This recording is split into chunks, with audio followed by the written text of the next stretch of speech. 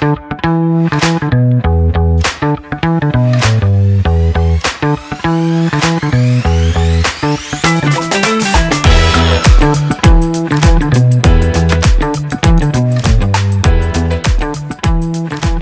to Dot Life, Dorchester's source of hyperlocal news, analysis, and commentary. We're happy to have Bill Forry from the Dorchester Reporter back with us this week. Hey, Bill. Hey, great to be back, and we're in a new space this week. Like your shirt, kind of. Kind of? What are you talking about, kind of? I'm from Buffalo. I'm a Buffalo sports fan. I wouldn't go putting that on a podcast, but that's fine. I'm obviously repping, my two teams here. Grateful Dead, Boston Celtics, and Celtics won Game 2 last night, so had to break this out. I can get behind the Dead. All right. Okay, fair enough. So what's going on this week? We got a lot going on.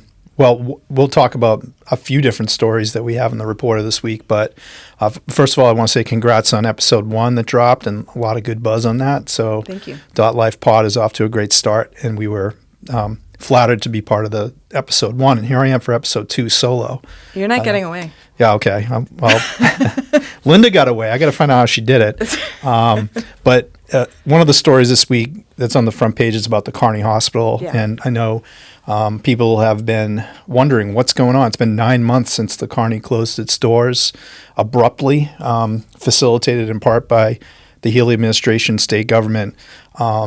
And here we are 9 months later, a working group, a 33-member working group that's been meeting over the last 4 or 5 months, actually, to try to figure out what they're going to do next with the Kearney site, just issued a report that went public on Tuesday. And we did get a copy of the report, reviewed it, and wrote about it. And the bottom line of the report is it's a lot of what we expected to see, Erin. Mm-hmm. Many of the people on this committee are state legislators like Representative Fluker Oakley, who I think you're talking to today. Fluker Reed now. Fluker Reed, my bad. Sorry, Brandy. And congratulations on your marriage. That's awesome. But the Kearney Hospital Working Group, which was put together by Governor Healy, but mainly by Mayor Wu and her administration, has been meeting really around two things. What's been the impact of shutting down this community hospital abruptly? There was a lot of initial resistance to that. A lot of resistance, obviously, but they did it anyways. Yeah. And Stewart Healthcare obviously was in a bankruptcy crisis. The Healy administration, which really managed the crisis from the government side, was a player in making that decision to close Kearney because their objective was to try to keep as many of the other hospitals that Stewart owned in the state open. I think there were 8 of them in total, and 2 of them closed, Kearney and Neshoba Valley in Ayer, Massachusetts. But those hospitals closed in part because the Healy administration facilitated their closure. They may have closed eventually, but they kind of sped up the process and expedited the process of doing so in an effort, in part, to keep the other ones open, places like St. Elizabeth's in Brighton and Good Samaritan in Brockton. But after the Kearney did close, most people, including myself, were like, well, what's next? What's going to happen with this 12.7 acre property that delivered health care? I know some people aren't huge fans of the health care they may have received there, or they may have elected not to go there, but tens of thousands of people in our community every year were going through those doors. We're using the emergency department in a pinch. We're going there for diagnostic tests and primary care, along with like behavioral health and all sorts of things. Kearney was a huge asset to our community, and it's gone.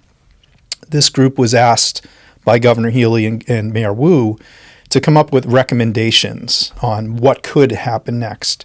There's no real mandate behind this report.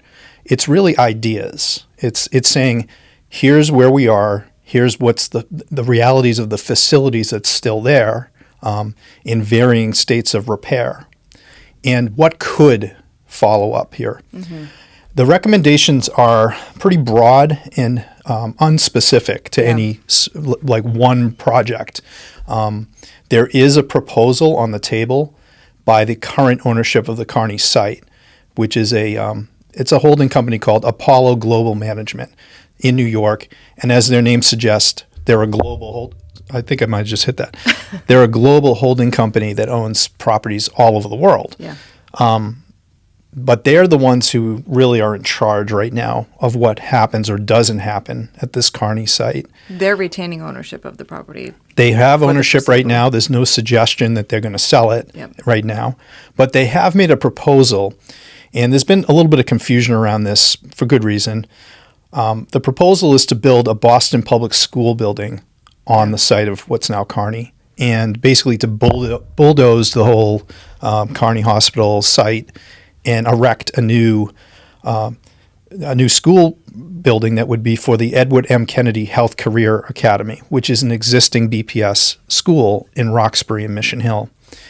But the city of Boston put out a request for proposals for that idea, and the Kearney ownership, which is Apollo, put together their own proposal unsolicited. I mean, it was solicited, but it's solicited to everybody. Like, it was an open call for ideas. They put one forward to the city, I believe it was in December, that outlined this idea to let's build a new school on the site, and basically the city will lease it from us, and Okay. over like a 30-year period will pay off what will be hundreds of millions of dollars in construction costs and property management fees.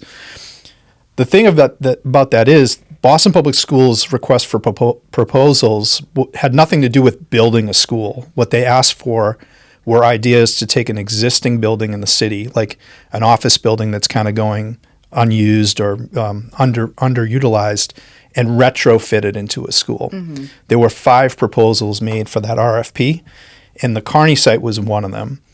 And from our reporting, and strangely, the Dorchester Reporter has been like the only media to cover that story, but strangely, the city of Boston isn't really too hot on that idea of taking on a new build. For one thing, they want a school, like an existing building in the city that could be more cheaply retrofitted and bring that school online pretty quickly. But I don't understand why the building is there. So if they can retrofit an office building, why can't they retrofit the hospital? Well, they possibly could, but the proposal made by Apollo was to tear down the Kearney and build a state-of-the-art whole new facility, and by the way, make room or leave some room on the site for some housing in the back, like by the Dorchester Park side. Mm-hmm. So this report that came out this week makes no mention of the school proposal, which conspicuously missing. I thought I was surprised. Yeah. Yeah, and but that's in line with what we've heard from sources within the Wu administration, which obviously is the BPS. They're pretty, they're pretty cool to the idea. Yeah. It doesn't fit their budget, doesn't fit their timeline. However, there are those who are like, hey, that could be an interesting idea. Maybe not that specific school, but keep in mind, over the years, and longtime Dorchester people will remember, La Brea College was on the site of the old Kearney Hospital. There was a charter school using parts of the Kearney Hospital site over the last couple of decades at times. So it would not be without precedent for there to be an education use on the site. What this report this week did say was that this site's big enough to do multiple things. Definitely is. Yeah. It is, but they did emphasize a direct healthcare delivery use should be the priority. Yeah. And that lines up with what we've heard from, the health community here in Boston, in Dorchester specifically, the community health centers, for instance, that are really backlogged now with wait times for their urgent care.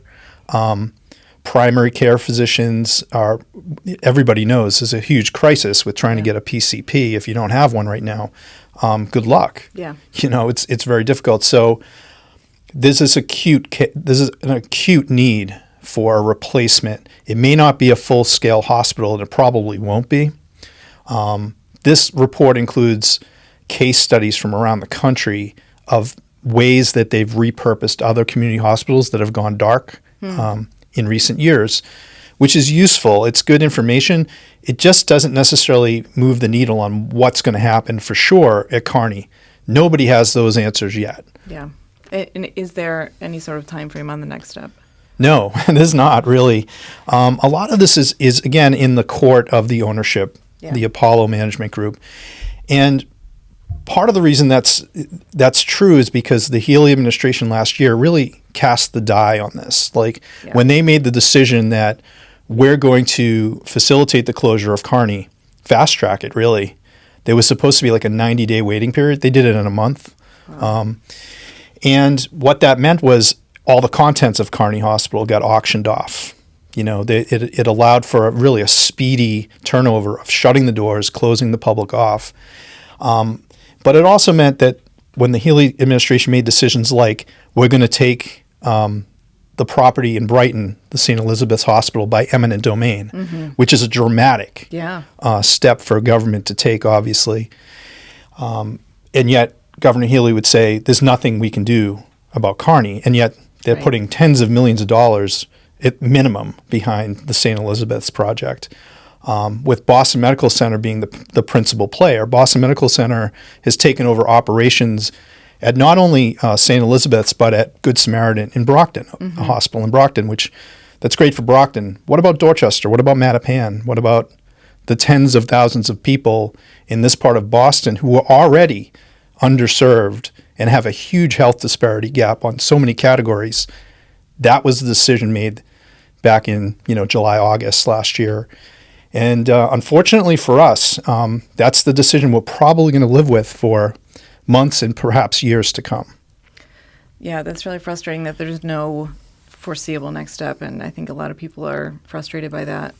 They should be. Yeah. People in our community really should be outraged. Yeah. And one thing I have been surprised with is sort of the lack of urgency behind most of the actions taken publicly by policymakers, elected officials, all up and down the line. And look, this is a complicated and complex problem. It didn't have an easy fix, but picking the two communities in Boston that already have the biggest health gaps and making things so much worse for the 30,000 people who were using this facility for their primary care, really, it's really inexcusable. It's the biggest failure I've seen in not only private equity and sort of private industry in Boston, in our community at least, but in government. Yeah. I would ask at the very least that they change the timing on that light. Why does the light still stay red for so long? There's nobody going in and out. Yeah, that's a good question. That's one for BTD. We'll get on that next, Aaron. The Kearney story never stops. Like every week we could write a different angle. And one of the ones we need to work on is the impact to the local economy. When you think of Lower Mills, Greater Ashmont, just the surrounding communities and all these employees that are no longer there, hundreds of people employed at Kearney that are no longer going to Pat's Pizza or, whatever restaurant or village shop there's so many different angles to this failure. Yeah. And the complete lack of urgency is just really it's disappointing. Yeah. Let's shift gears rather to the tea. We talked about the tea a little bit last week. I think we'll probably talk about the tea a lot on a regular basis.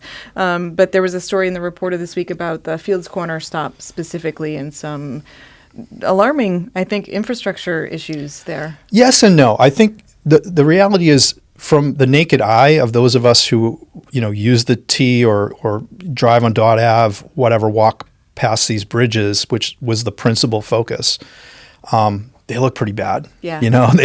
They've looked pretty bad for a while, though. And a lot of it's concrete that's like kind of chipped away or looks like it's failing. But what we found from this story, and it was done by Seth Daniel, who was our news editor, who went on the tour. They did a walking tour last Friday. Essentially, several team managers walked around with people from Fields Corner who've been saying to them for actually several years, like, hey, what's going on with the bridge? This doesn't look right. Yeah. We're not an expert here, but I don't know. It doesn't look good that pieces of concrete have fallen on the sidewalk. Or this rusted steel that we can see the sky through the, it doesn't look like it should be happening. And to their credit, these civic leaders, people like Hip Chu and Fields Corner, City Councilor John Fitzgerald, who was on this walk last Friday, have been kind of pressing the T to come out. Let's do a walk together, and you guys tell us, are we crazy? Is this right or not? Right. They're not crazy. I mean, there's deficiencies in these structures, and part of the frustration in Fields Corner is that the T station itself was only rebuilt back in the mid-1990s. Mm-hmm. It's not that old, and it still doesn't look great. There's crumbling concrete again. There's a lot of rust. It doesn't look like it's a new station. It's not that new anymore. For one thing, it's like 20 years old now. But the depreciation seemed faster than expected, right? I think that's people's verdict in Fields Corner. Yeah. And they see it every day. They use it. They're living with it. What the T did on this tour, though, was say, look, there are deficiencies, but they're not structural in nature. They're not like a safety risk to the trains, to the passengers, to the public underneath. And the T has been making fixes just in the last month, and we talked about this last week. They did make some repairs to 3 bridges, one on Dorchester Ave, one on Geneva, and one on Adams Street, to make them safer, especially for T staff who have to walk like on the catwalk around the tracks. Those things were definitely not safe. So those have been fixed now, or are in the process of being fixed right now this month. It's part of the whole reason they shut T down for 10 days or so back earlier in April. And it's also why they're still running shuttle trains at the moment for the rest of April, so that they can make repairs to those 3 bridges. I think the usefulness of that tour on Friday was to kind of restore some faith publicly that, They're not ignoring it. They're not ignoring it. They're definitely not ignoring it. And, T officials, to their credit, have been pretty transparent about why they're doing these surges. Part of it is to fix these long-time problems that people see and are worried about. And those things are definitely happening in Fields Corner right now. Sticking with the Fields Corner area, this coming Friday, I believe, April 30th. Is that this coming It's Friday? next Wednesday next is Wednesday. April 30th I think you're referring to the Black April commemoration. Black April, yep. And that is the 50th anniversary of the fall of Saigon, which is obviously really momentous date in the Vietnamese community. It's interesting how it coincides this year with a lot of the 250th anniversary events for the Revolutionary Wars. There's a lot of milestone military recognition this year in Boston. There's several events coming up in the next few days to commemorate this. Are you? Yeah, we have a couple of stories on page 1 of the Reporter this week. 1975, April 30th, 1975 was the day that Saigon fell, when the U.S., involvement in the Vietnam War ended with the complete withdrawal of U.S. forces, and the attempts by millions of Vietnamese, mainly South Vietnamese folks, to escape the country, or to face pretty dire consequences from essentially the forces of the North that took control, the Viet Cong, the North Vietnamese Army. In the context of Dorchester, of course, this is important because we've had several waves really, of Vietnamese refugees and immigrants who've made Dorchester their home over the last half century.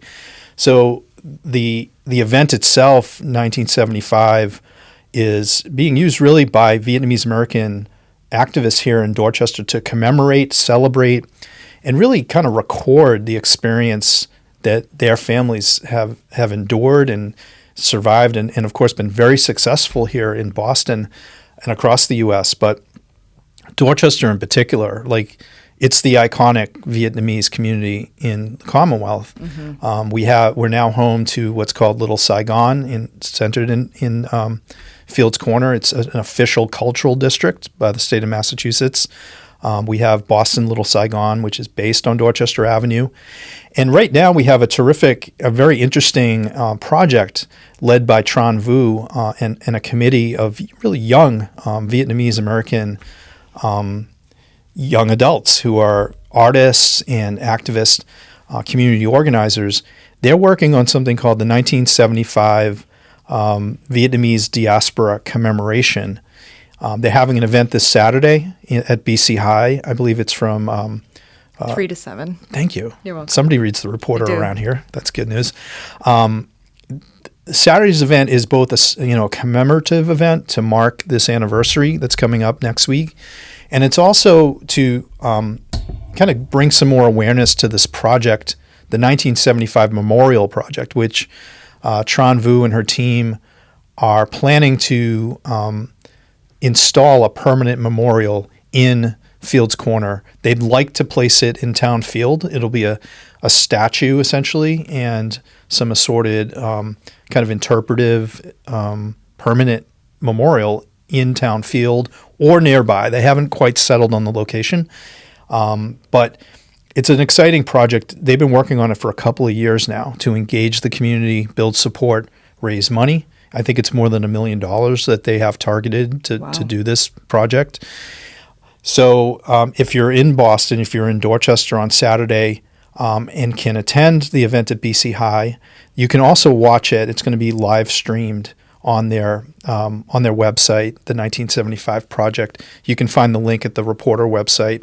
And then on Sunday, there's actually another event happening at the Kennedy Library here in Dorchester. It's a film, actually, a documentary that's about the Vietnamese diaspora experience here in the U.S. and across the world, really, because it's not just about the Dorchester element, but it's obviously being hosted here. And the 1975 Project is going to be a big part of Sunday's events at the Kennedy Library. That is open to the public. It's happening at 2 p.m. It can also be watched online through the Kennedy Library website. So 2 major events this weekend in Dorchester around that anniversary. And then culminating on Tuesday, the actual Black April Day, with 2 separate flag raisings. Yeah, there's an event at Boston City Hall that I know is happening on April 30th. So that's something that the city-wide audience will probably plug into. And, the other story we have on page 1 of the Reporter is related to this in a very real way. Your audience is very, very familiar with this parade. It's coming up on June 1st. And every year, as long as I've been around, the parade, the person at the head of the parade is a U.S. military veteran, a U.S.-born man or woman who served in the military.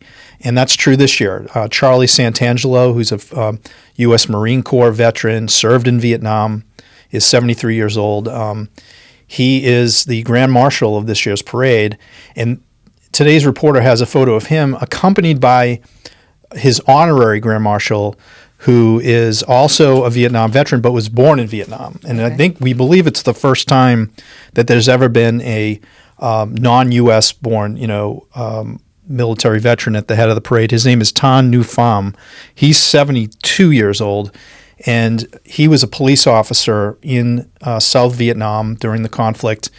He once the U.S. pulled out, he was captured. He was arrested, and he served 7 years in a prison camp. Oh wow! In Vietnam, he was a captive essentially of the North Vietnamese.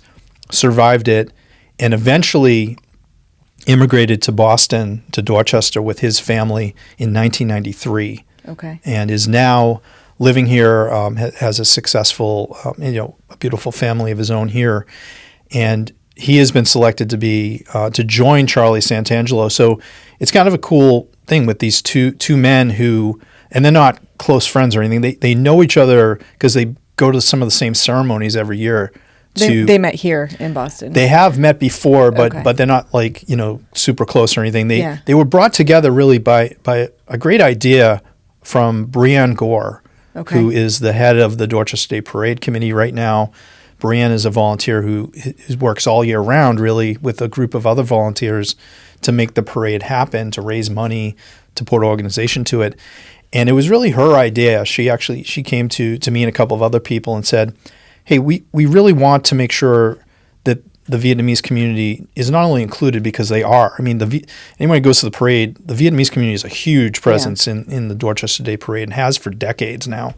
But there was never a veteran at the front of the parade who was a Vietnamese-born veteran of that conflict. So this is the first time, and these gentlemen are they were allied in war back then. They're allied now, leading the parade that celebrates Dorchester's really, rich heritage and our diversity. So it's a pretty cool story. That is a really cool story, and another reason to go to the Dot Day Parade, which is June 1st this year. Sunday. It's always the first Sunday in June, Aaron.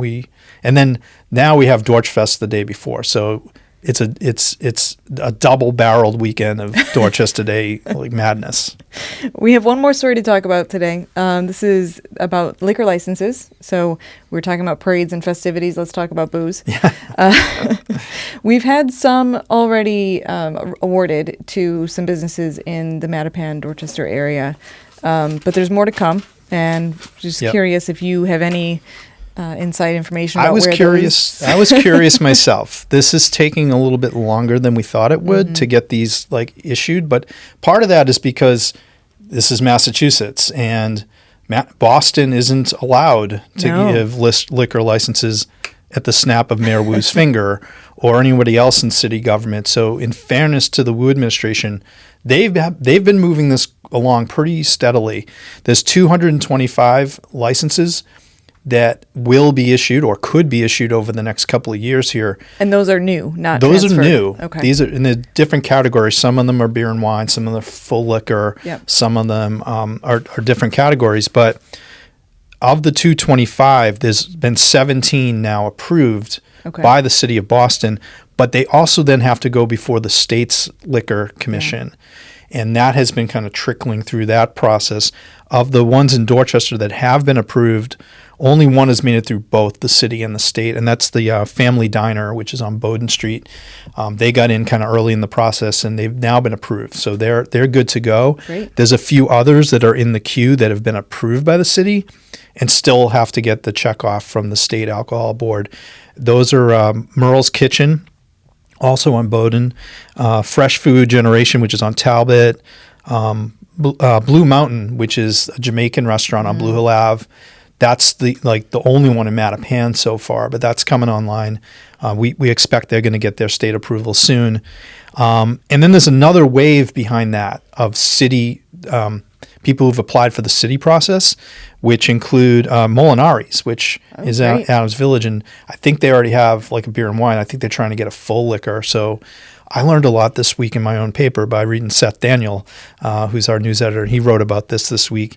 There's a couple of other places. Gourmet Creole, which is going to open in Codman Square, is another new applicant. So this is kind of moving through the process. I think, one of the things that I've also learned reading Seth's work is that they're not getting as many applicants as they'd like from Mattapan in particular. So if you're listening to this pod and you know somebody in Mattapan who has a restaurant or might want to open one, the city's still banging that door looking for applicants.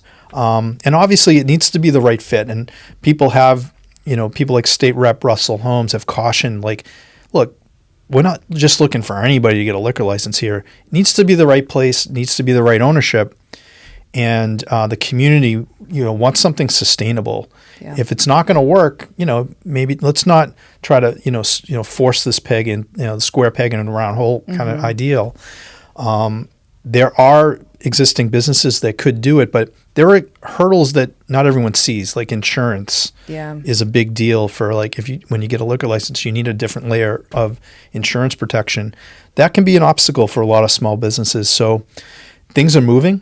They're just, it's going to take a little bit longer than maybe people thought. It's good to see them moving, though. That's It is really encouraging. It's been a long process, so it's nice to see people getting their licenses.